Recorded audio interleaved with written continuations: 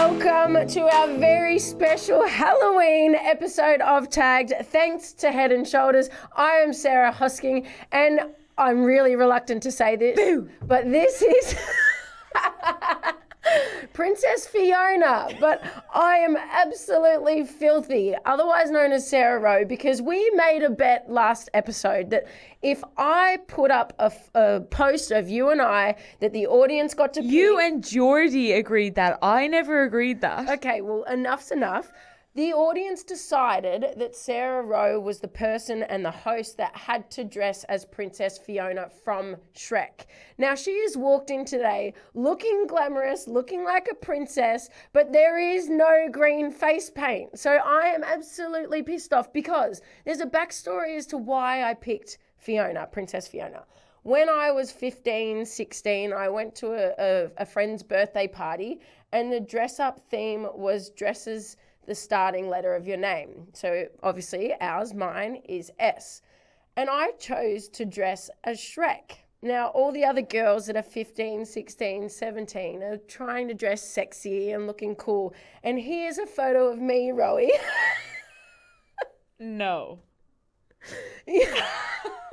So who painted you? Literally look like you even had your hair painted. I did it myself. So I am not having this. I refuse, and I am not going on for the rest of the show unless Rowie returns. You won't even let me get a word in here. You need to get out. Turn the microphones off. Get out. When was it ever my vibe to be anything other than a princess? I couldn't go so far off brand. That's your brand, and I just didn't want to step into that role. Sorry. I'm a princess, born princess every day of my life. Sarah does mean princess, but we'll be right back as soon as Rowie gets some green face paint on her face. So coming up, we have a terrifying show, from a real-life horror dating story to a terrifying Hawthorn defender. It's all coming right up. But Rowie, for now, what did you like about this week? Osco, you are taking the piss. The fact that you haven't acknowledged what you've just done to my face. I sat down to just get maybe a cute little love heart, a green love heart here, and just a few bits of green glitter. And Hosco came over with a paintbrush, who said to the makeup artist, "Step aside, I'm doing this." Look how it turned out. How are we supposed to have an intellectual conversation from here on in? How are the audience supposed to take me seriously? Anyway, Hosco, because I have a great point, I'm going to continue what I have to say about the Collingwoods win at the weekend, where we just slipped right above Richmond on the ladder. My beloved Richmond. How did you feel about that one, Hosco? Better now. After this tops it. This has topped my season. Anything could happen right now and I'd be happy.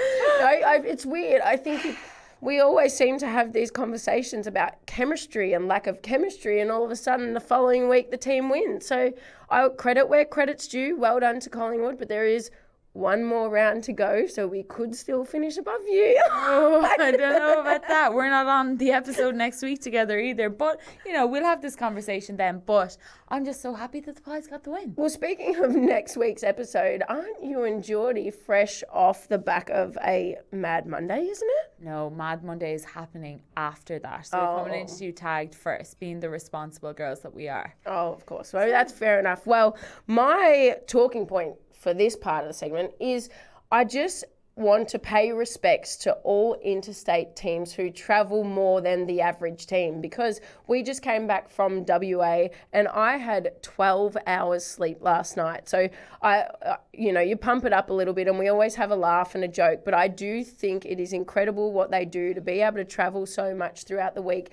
and just realising the toll that it does take from your players to your staff and everyone in between. I have a look at the likes of AFL player Dave Mundy, and you think about how many games he got in his career and how many of those were travelled is absolutely phenomenal.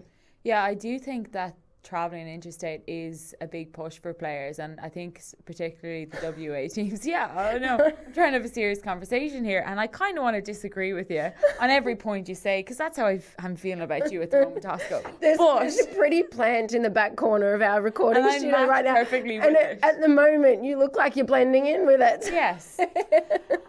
So, well, I actually think, though, I will have another point on the interstate trips, because we went away to Gold Coast at the weekend, and despite the thunderstorms, which we The will what get storms? to. Yes, I know you're going to pull me up my accent. Whoa, but whoa, thunder. we had such a good trip just getting time away. It was only our second trip for the year, but we got, oh, here we go again. We got time together, Hosco. So it was nice. It was. But we were interrupted in the third quarter by a thunderstorm. So we had to sit. Are you going to allow me to talk, or do you want to say something? So we had to sit for 20 minutes in the after the third quarter to just play the final quarter, because thunder started in the third quarter, and then we basically sat in the changing rooms eating super dupers, trying to refuel and be like, how are we going to get ourselves up for the last quarter? And then we ended up having a stormer. Well, it's part of the fun. Oh, you can't use that. That's terrible. That's a dad joke. Well, speaking of the thunderstorm, so there was some torrential rains and weather across the entire competition, especially yesterday. The other one was Carlton and GWS. Now, I don't know if you've seen what happened there, but they had an over 60-minute delay in their game as well. And what I guess Carlton had the luxury. I kind of want to talk about the home ground advantage, because they had the luxury of going inside their club rooms where they had access to all of their gym equipment, everything. It looked like they were essentially, there's a video of Darcy Vesio having a day spa, just relaxing on a TV. But GWS then had to go into their respective change rooms where it was storming, flooding, all of the above, and they had no access to any other equipment. Well, I think the first thing that comes to my mind there is any players with niggles, like, coming off the back of a hamstring injury, how it's not a good idea to warm it down to then have to warm it back up again. So having, access to a bike or even a hot spa, if you're able to get into the hot spa when you had a 60-minute break, you'd be like, come out flying. Yeah, so it is a massive advantage, and probably really unfair, because when I think about when we were up in Gold Coast, we had access to bikes, and I don't think Gold Coast had much more than that, and it was their home advantage, so I don't feel like there was any disparity there. But in terms of the Carlton GWS game, you do see a massive advantage there for Carlton. Well, Rowie, at least I know that when Richmond play at Icon Park, because that is our home ground at the moment with our redevelopments happening at Punt Road, I know that we're going to at least have access to their inside advantage. But for now, I want to jump into OMG, or should I say the lack of, because Emma Driscoll has called a sickie on us today, and we had some news that she hurt her fingers, so she couldn't turn up for recording today. I just want to ask the question, Em, your mouth still works. So your fingers don't, but your mouth still works, and you could still turn up. That is one of the worst excuses I've ever heard in my life. It's one of those my dog hate my homework sort of thing. So we're not buying it, Oscar. No, absolutely not. But fortunately, Rowie, she still did a halftime interview during her game on the weekend, and check it out. Yeah, thank you, Paps. 4 goals to zip in a second quarter of a must-win clash. How much are you guys just thriving off the high-pressure nature of your season? Oh, look, Bon, it's phenomenal out there. I think everyone's just taking their moments, and for them to not concede an inside 50 that quarter, like, unbelievable from all backs, all mids, all forwards. Everyone's just doing their job, and I'm loving it. You did love that stat when I just mentioned it too. Have you ever played in a game where you have not conceded an inside 50 in a quarter, and how easy does that make your job? Oh, it's not easy out there. I can tell you right now, holding the wall is hard enough because you think they're going to slip you out the back, but it feels really good. But like I said, it's a whole team defence effort. It's really good to feel like it's locked in our forward half, and hopefully that goes for the next half, so you haven't got commentators' curse, hopefully. Fingers crossed. Good luck for the second half. Thanks so much, Bon. See ya. If you could bottle the energy that Emma Driscoll has, it would be unbelievable. Now, Hosco, I'm really excited about our special guest today. She is pivotal to the Hawthorn's defence, 2024 All-Australian squad. It's Jenna Richardson. Jenna, great to have you. Firstly, how are you finding season 2024 coming off the back of a hamstring injury? How have you been finding it? Yeah, thanks for having me on. First, I just want to acknowledge your face, mate. I think I missed the memo there, but you look great anyway. Thanks, Jenna.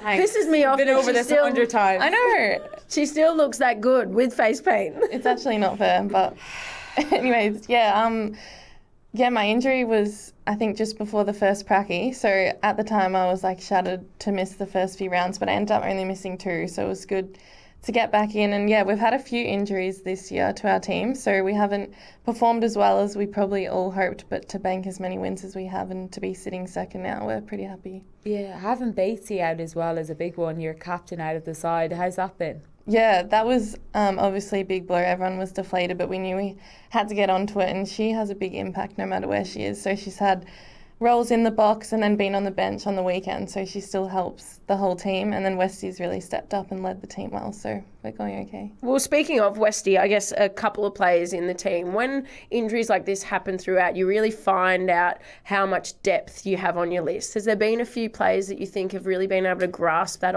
opportunity? Yeah, definitely. Well, that's the thing. You always get opportunity for other people. And Daisy Flocker, one of our draftees, she got to come into the midfield, and she's just so strong and has really stepped up and been great. And then Laura Stone's another one, a young player. It's her second year, and she's been outstanding. So when I think of players stepping up and stepping into those roles, I automatically think of Daniel Webster. And the reason I think of him is because Goals McDonough, Anya McDonough, my good friend, who has been amazing this season and has been the season before as well, always credits Daniel Webster and the way he's coached her to become a better player and person. So what impact has he had on you, or how have you found him? Yeah, he's been huge for everyone, and I think one of his best traits is he doesn't treat everyone the same, and he really gets to know you as a person and like know what makes you tick and what will work. So the way he'd talk to me would be very different to Anya, but yeah, he just puts time into you and also cares about you as a person, and yeah, the results are showing, so we're very lucky to have him. And speaking of results, you're sitting second on the ladder at the moment, coming into a bit of form. You guys face North Melbourne this week. Now, it's a bit of that sort of elephant in the room kind of topic that everyone seems to talk about. They just recently equalled the most wins in AFL, VFL, AFLW history.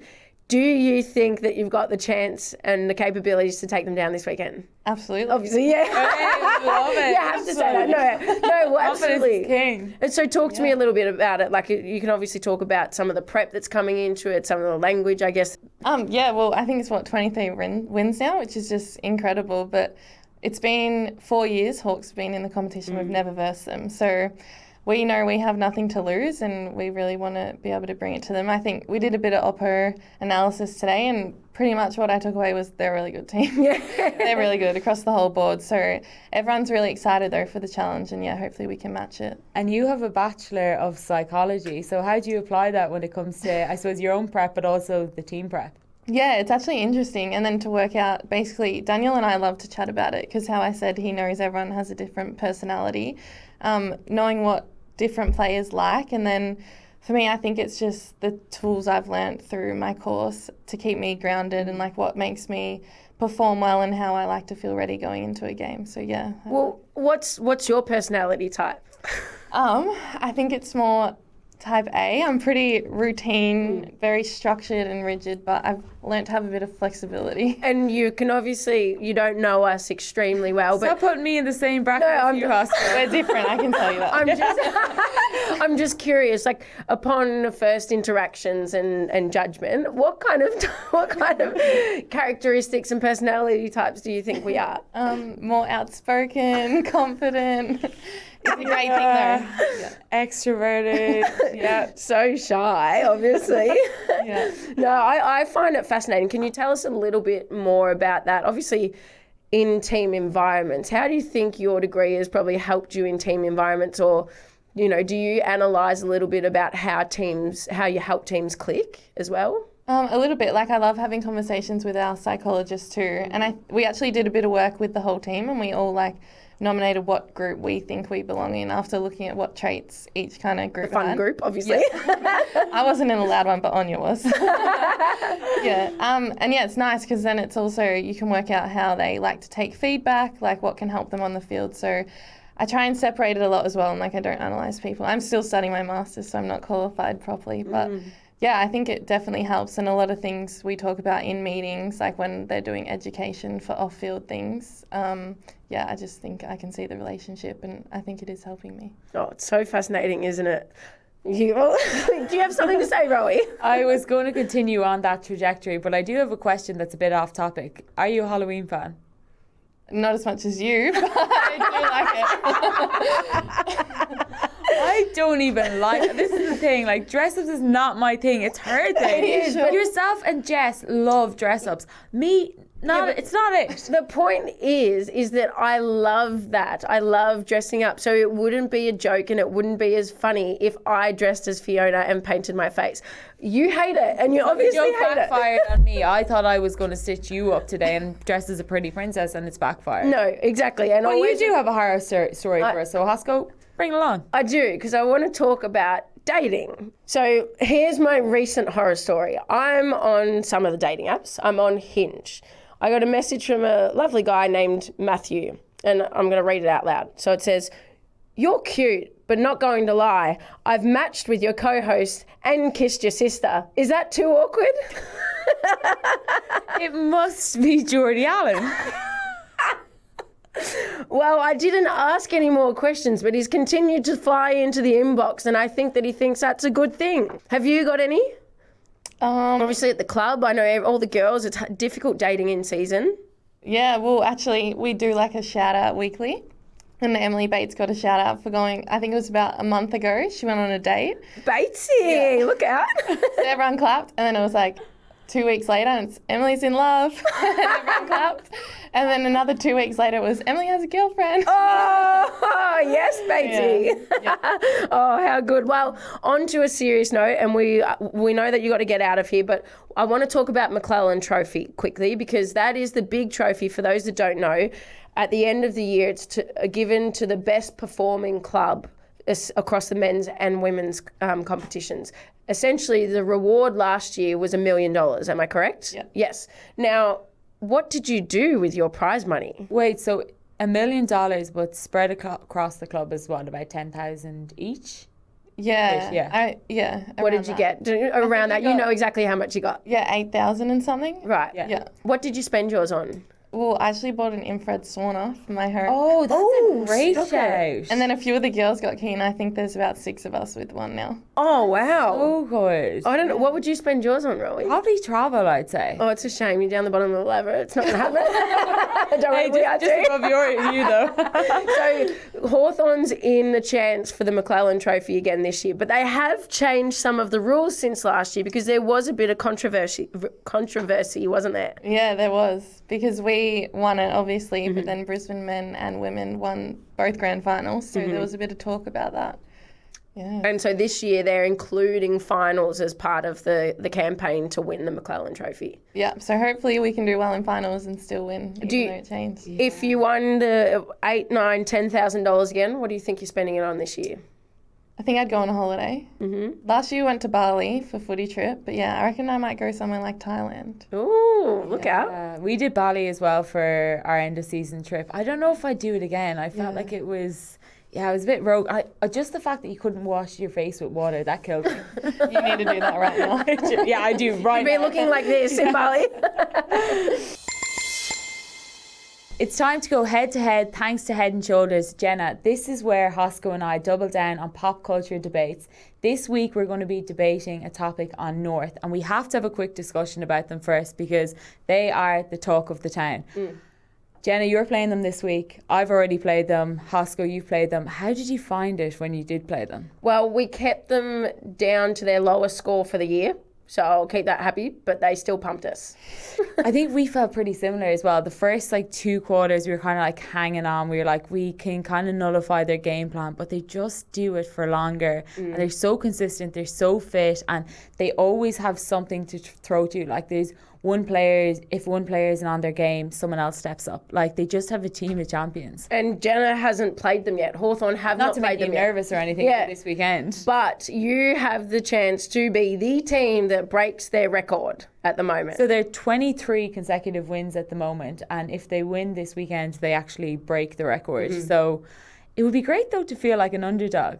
Yeah, well, we have nothing to lose, right? Hopefully we can ruin the streak for them. Yeah, definitely. I think that even Jazz Garner, all these players, you just think of their team and you're like, they're absolutely stacked. And there's also players who are playing in scrimmage who are also stacked as well. And resting, when they start resting players for finals, that's when you I know. hope they bring them back for us. Yeah, seriously. I know, it is concerning. But the topic that we're trying to debate here, Jenna, today is it actually good for the league for a team to be so dominant or not? So, Hosco, I argue the fact that I think that it is good for the league because they set such a high standard for everyone else, and then we just have to meet that standard. Well, I have to say yes, that is a point, but they're also making the rest of the competition look Oh, I can't say can I? They're making the rest of the competition look terrible. So do they not make you want to improve, though, as a player and your team to aspire to get to where North is? Absolutely they do, but I just think in this moment, in this time, they are pumping every single team that they play, and it would be nice if the gap was just a little bit closer. Yeah, I do think that there's parts of that, but I think that we have to rise to the standards that they're setting for us. Well, what about the grand final? There's so much talk around where the grand final should be played, and the intention is that it's a flexible grand final, so it should be able to be played up in Brisbane if Brisbane won. If Gold Coast were up there, it'd be a Gold Coast grand final. When Adelaide have been in the grand final, I played in front of 53,000 people in a packed out stadium at Adelaide Oval, and that atmosphere was incredible.